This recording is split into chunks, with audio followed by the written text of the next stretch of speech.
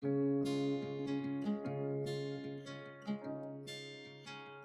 ihr Lieben, wie manche von euch vielleicht wissen, bin ich momentan in Vietnam. Seit fast einem halben Jahr lebe ich hier gemeinsam mit meinem Mann.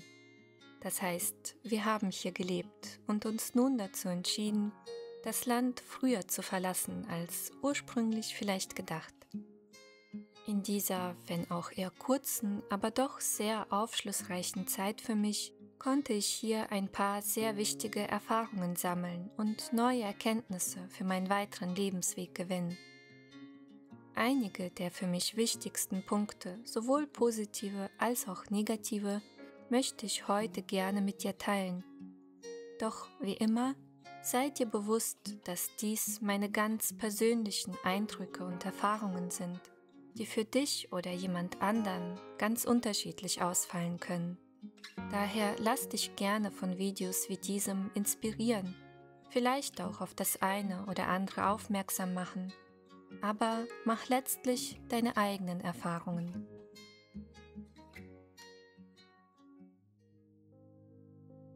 Um ein wenig Kontext zu geben, im Sommer letzten Jahres haben mein Mann und ich ein gewisses Zwischenziel auf unserem Weg in ein selbstbestimmteres Leben erreicht, welches uns nun ermöglicht, zumindest auf die nahe Zukunft gesehen, ein eher ortsungebundenes Leben führen zu können, das Leben in anderen Ländern zu erkunden, mal ganz andere Erfahrungen zu machen und zu schauen, wohin uns der Weg führen wird. Vor einem halben Jahr dann haben wir uns dazu entschieden, aus verschiedenen Gründen für eine Zeit lang nach Vietnam zu gehen. Wir hatten dieses Land bereits vor 5 Jahren 2 Monate lang mit dem Rucksack bereist und konnten uns vorstellen, hier länger Zeit zu verbringen. Allerdings nicht mehr als der typische Reisende sozusagen, sondern mehr oder weniger einen für uns normalen Alltag hier zu führen. Ich erwähne das deshalb, weil es am Ende eben doch einen großen Unterschied macht. Denn zu reisen mit dem Wissen, dass man früher oder später in sein Altbekanntes zurückkehrt, ist etwas völlig anderes, als auf unbestimmte Zeit irgendwo zu leben, ohne jederzeit in die bekannte Komfortzone zurückkehren zu können. Aus diesem Grund jedenfalls hatten wir uns auch für eine bestimmte Stadt entschieden, die für uns persönlich auf den ersten Blick viele Vorteile mit sich brachte, nämlich Da Nang, eine Stadt in Zentralvietnam, direkt am südchinesischen Meer gelegen.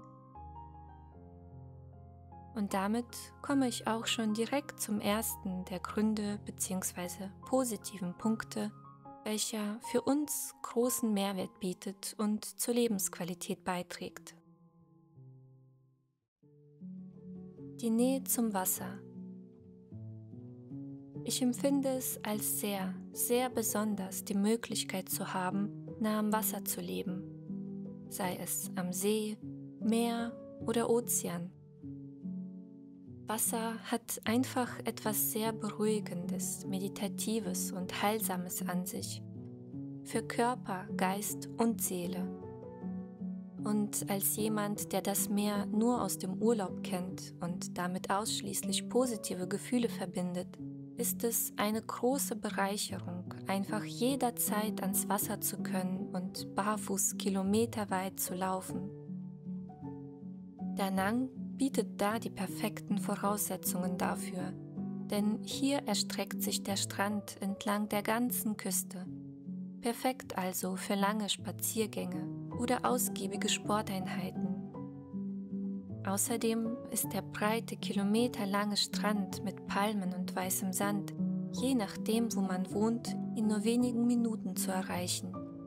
Es gibt Strandabschnitte, wo kleine Cafés und Liegen mit Sonnenschirmen zu finden sind, welche, wo man Volleyball spielen kann, unter Menschen sein kann, wenn man es möchte, oder auch Abschnitte, an denen weniger los ist und man eher für sich ist. Die Nähe zum Wasser ist schon etwas ganz Besonderes. Die Freundlichkeit der Menschen. Es ist einfach erstaunlich, immer wieder festzustellen, wie viel freundlicher und entspannter die Ausstrahlung der Menschen in den sonnigeren, weniger wohlhabenderen Ländern zu sein scheint. Diese Erfahrung habe ich immer wieder gemacht. Man kann es natürlich nicht pauschalisieren, doch die Menschen hier wirken insgesamt offener, gastfreundlicher, irgendwie gelassener. Ich bin mir natürlich darüber im Klaren, dass ich als privilegierter weißer Mensch in bestimmten Ländern dieser Welt auch eine Zielgruppe darstelle, die Einheimische dazu veranlasst, mir gegenüber vielleicht freundlicher zu sein als jemand anderem. Auch möchte ich keineswegs das deutlich einfachere und teils härtere Leben der Menschen hier glorifizieren. Aber die Menschen lächeln trotzdem freundlich. Sie teilen, obwohl sie selbst nicht viel haben. Sie wirken nicht überreizt, genervt oder gar aggressiv. Wir stellen das unter anderem immer wieder im Straßenverkehr fest. Obwohl der Verkehr so chaotisch ist, keiner schreit sich gegenseitig an, regt sich auf oder gestikuliert wild umher. Natürlich sieht man im Alltag auch mal Menschen, die sich gerade über etwas aufregen. Aber insgesamt ist die Energie, die von den Menschen hier ausgeht, irgendwie herzlicher und deutlich entspannter. Und damit komme ich auch zum nächsten Punkt, wobei es mir hier schwer fällt, es in der deutschen Sprache auszudrücken, daher in Anführungszeichen, man wird sich schon irgendwie einig. Im Russischen gibt es den perfekten Ausdruck dafür, обо всем можно договориться, was so viel bedeutet wie, man kann über alles verhandeln, man wird sich schon irgendwie einig, man kriegt das schon irgendwie hin. Ein Einheimischer aus Da Nang hat dazu gesagt, man schaut da eben so mit einem Auge drauf. Im Deutschen gibt es diesen auf den Punkt gebrachten Ausdruck gar nicht, weil es dieses Verständnis in der Kultur nicht gibt. Alles hat eben seine Ordnung. Doch sowohl in Russland als auch eben in Vietnam haben die Menschen aber genau diese spezielle Art, Mentalität, Kultur. Auf jeden Fall spiegelt es sich in nahezu allen Bereichen wider, was ganz klar seine ganz eigenen Herausforderungen mit sich bringt, uns aber eben auch ein gewisses Freiheitsgefühl schenkt, was im Übrigen nicht bedeutet, ignorant oder kopflos handeln zu können. Ja, es gibt auch solche Menschen und leider auch genügend Bereiche, in denen sich genau das widerspiegelt. Doch ich sehe darin eher das Gegenteil. Diese Art, Dinge zu handhaben, kommt eben auch mit ganz viel Verantwortung einher. Es gibt mir zumindest das Gefühl, selbst entscheiden zu können, also sich ernsthaft Gedanken machen zu müssen und entsprechend die Konsequenzen dafür selbst zu tragen, positiv oder negativ. Was ich hier für mich definitiv mehr lernen konnte und auch durchaus zu schätzen weiß, ist, dass aufgrund dieser Mentalität man sich hier viel weniger auf äußere Umstände, Richtlinien oder höhere Instanzen verlässt, sondern mehr in Eigenverantwortung geht. Was nicht nur grundsätzlich gesund ist, sondern uns auch das Leben aus einer ganz anderen Perspektive betrachten lässt.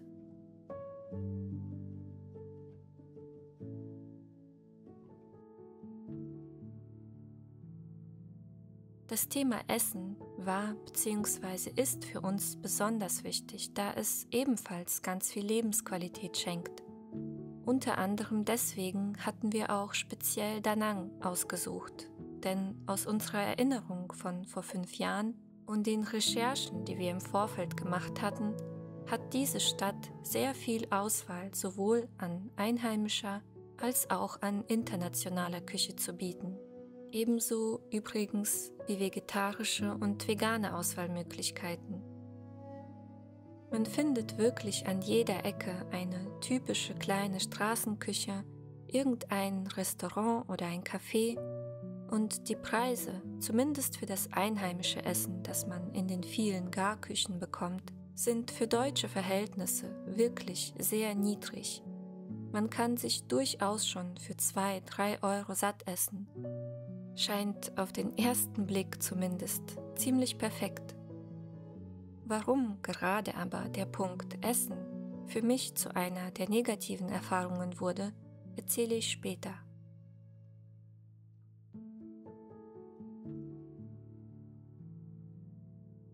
Der Punkt Kosten war mit einer der wichtigsten Gründe, warum wir uns für Vietnam entschieden haben.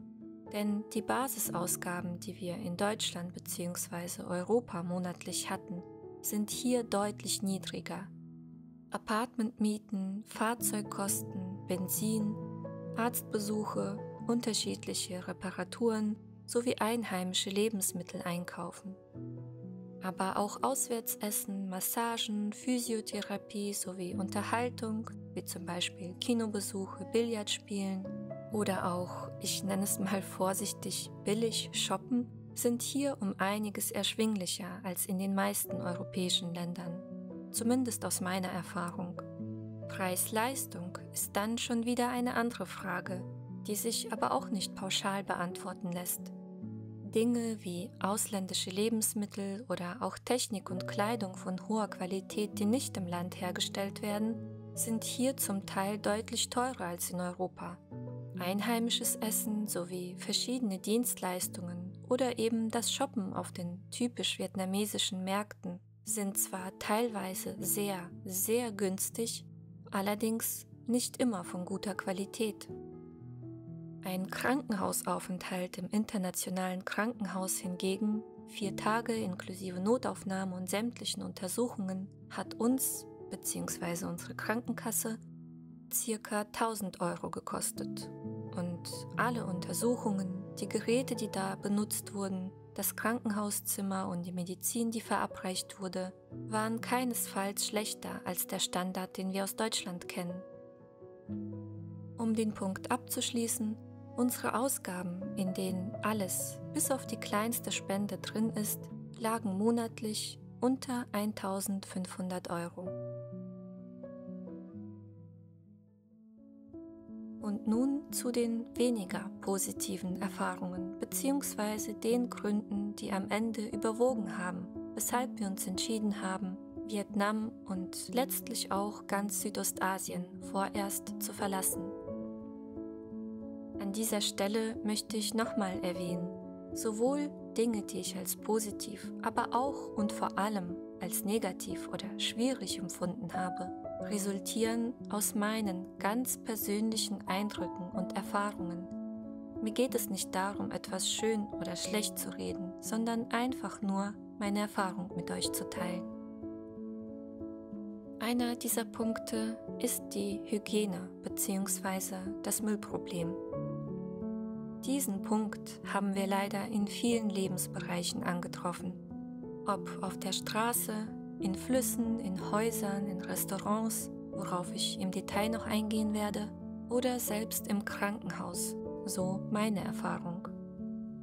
Auf den Straßen, insbesondere in kleineren Gassen, findet man immer wieder Müll rumliegen. Mal liegt mehr, mal weniger da, aber der Müll bzw. die Müllentsorgung scheinen ein grundsätzliches Problem hier zu sein.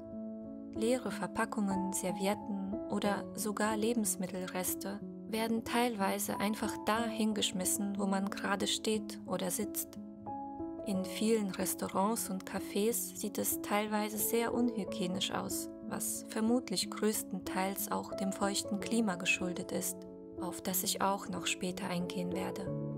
Und aufgrund der Wetterbedingungen und der schlechten Müllentsorgung ist es wohl auch nicht verwunderlich, dass es wiederum Probleme mit Kakerlaken, Ratten und anderen Insekten gibt.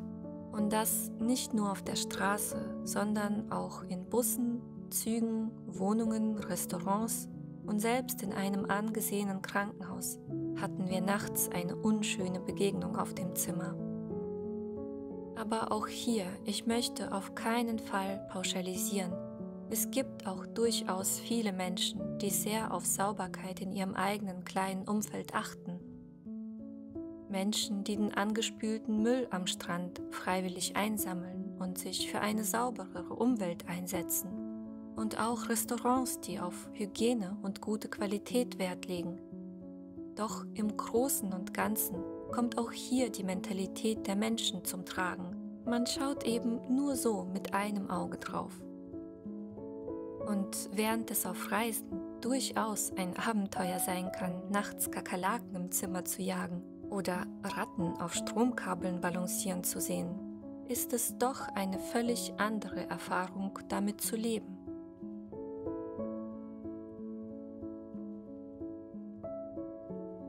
Die Lautstärke ist etwas, das einem zu Beginn vielleicht gar nicht so stark auffällt, beziehungsweise nicht sonderlich stört.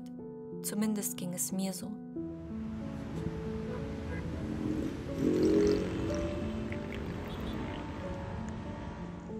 Es gibt vieles zu entdecken, überall prasseln Eindrücke auf einen ein, sodass man sich irgendwie unbemerkt in den eher lauten Rhythmus der Stadt einziehen lässt. Das Leben spielt sich hier hauptsächlich draußen ab. Überall sitzen Menschen in Cafés, den vielen kleinen Garküchen oder einfach in ihrem offenen Zuhause direkt am Straßenrand und unterhalten sich.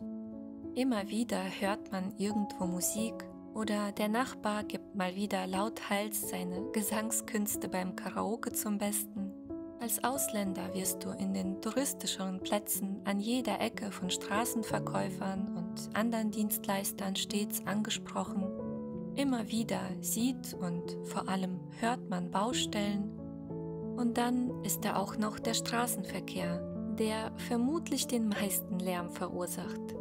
In Vietnam gibt es nämlich die ungeschriebene Regel, dass man hupt, um vorzuwarnen, dass man kommt.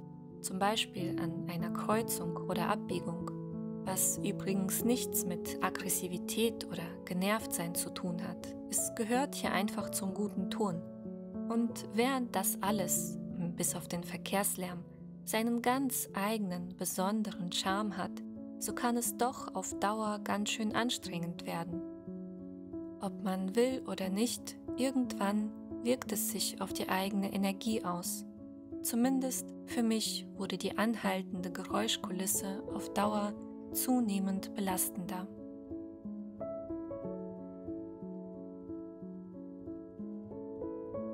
Die teilweise sehr schlechte Luft in der Stadt ist wohl etwas, das eher diejenigen wahrnehmen, die, was das angeht, sensibler sind. Ja, am Meer, wenn der Strand weit genug von der Straße liegt, ist es natürlich angenehm. Die Strandpromenade hingegen ist direkt an einer großen Straße gelegen und diese ist voll mit Rollern, die ganz schön viele Abgase in die Luft entlassen. Gepaart mit der starken Luftfeuchtigkeit äußert sich das natürlich stärker als vielleicht anderswo. Und während es mir zu Beginn nicht besonders aufgefallen ist bzw. mich nicht weiter gestört hat, so wurde es auch hier erst mit der Zeit zunehmend belastender. Probleme mit Husten und Atmung tauchten auf, die ich bisher so nicht hatte. Teilweise konnte ich kaum noch auf dem Roller sitzen oder durch stark befahrene Straßen laufen, ohne Nase und Mund zu schützen. Im Übrigen sieht man die meisten Einheimischen hier ebenfalls mit Masken rumfahren, aus gutem Grund.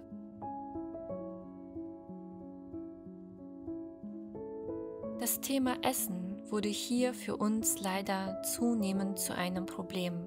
Und das, obwohl wir uns am Anfang gerade darauf sehr gefreut hatten. Denn gerade Da Nang hat eine große Auswahl an unterschiedlichen Möglichkeiten zu bieten. Und in den ersten Wochen hatten wir auch viel Freude daran, in verschiedenen Cafés zu essen und Neues auszuprobieren. Wohlgemerkt immer in Cafés, die zwar nicht die teuersten waren, aber immer sehr gut bewertet waren und von anderen empfohlen wurden. Hier und da hat zwar einer von uns auch mal das Essen nicht ganz so gut vertragen, aber es war nicht weiter wild. Ist eben ein anderes Land. Der Magen-Darm-Trakt muss sich ja erst an die neuen Lebensmittel und Gewürze gewöhnen, dachten wir. Bis es dann eben doch wild wurde. Zunächst erwischte es meinen Mann. Eine Lebensmittelvergiftung, die mit Antibiotika behandelt wurde und zum Glück nach ein paar Tagen ausgestanden war. Und dann, eine Woche später, durfte auch ich diese unschöne Erfahrung machen. Allerdings verlief sie bei mir deutlich schlimmer und endete in einem mehrtägigen Krankenhausaufenthalt und einer wochenlangen Genesungsphase, in der ich kaum etwas essen konnte. Das Unschöne daran war, dass wir uns diese unnötige Erfahrung jeweils in unterschiedlichen, wirklich sehr beliebten und gut bewerteten Restaurants eingefangen hatten. Fakt ist, dass das in Asien leider keine Ausnahmeerscheinung ist. Selbst Einheimische haben uns berichtet, dass es ihnen hier und da auch mal passiert. Es kann einfach jeden treffen. Es kann dich persönlich aber auch nie erwischen.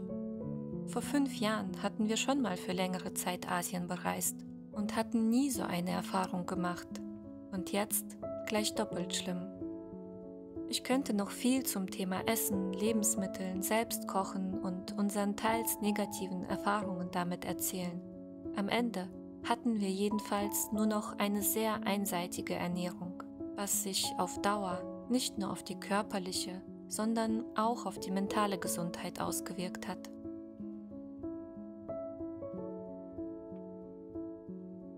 In Südostasien herrscht generell eine eher höhere Luftfeuchtigkeit und während auch dieser Punkt auf Reisen eine schöne Abwechslung ist zu dem im Vergleich deutlich trockeneren Klima in Europa, so ist es eine völlig andere Erfahrung, sich in dieser Klimazone eine längere Zeit aufzuhalten.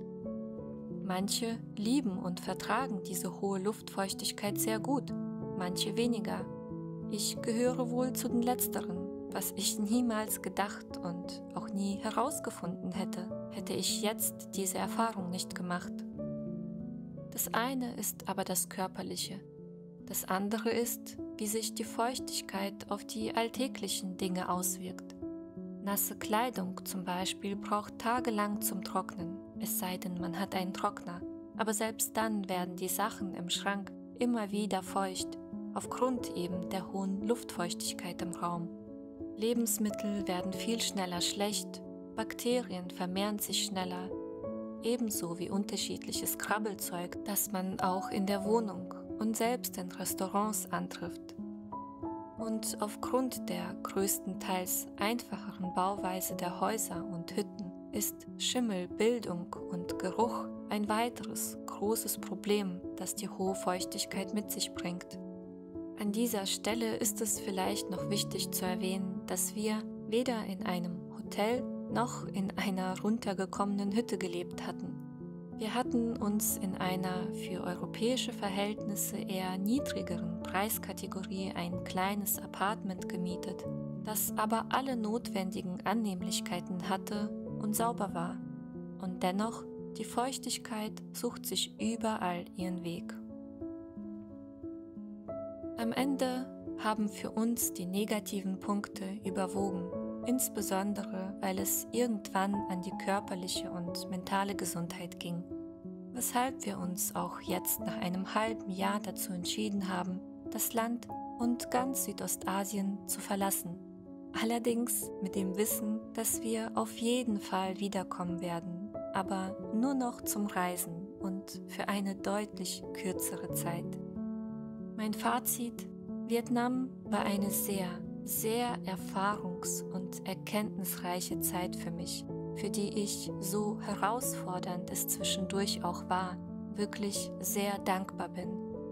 Ich konnte nicht nur viel über mich selbst lernen, was mir wichtig ist, was nicht, wo ich über mich hinauswachsen konnte, wo meine Grenzen sind, sondern ich habe auch eine klarere Sicht für meinen weiteren Lebensweg gewinnen können. Danke, Vietnam. Du warst ein großer Lehrmeister.